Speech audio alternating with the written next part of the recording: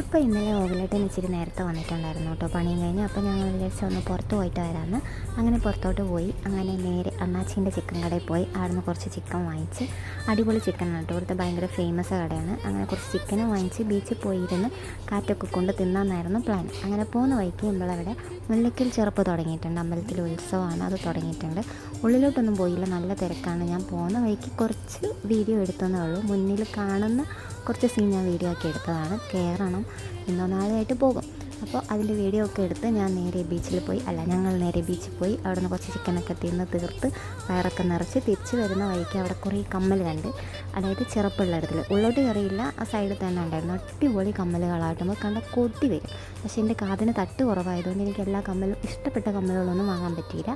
അവസാനം ഞാനൊരു കമ്മൽ എടുത്തിട്ടുണ്ട്, അത് ഞാൻ ലാസ്റ്റ് ഇടുന്നുണ്ട് കേട്ടോ. നല്ല രസമുണ്ട് കേട്ടോ കമ്മലൊക്കെ കാണാൻ. പിന്നെ വിലയും അത്രയൊന്നും ഇല്ല. അപ്പോൾ ഇത്രയൊക്കെ ഉള്ളൂ. ടാറ്റാ.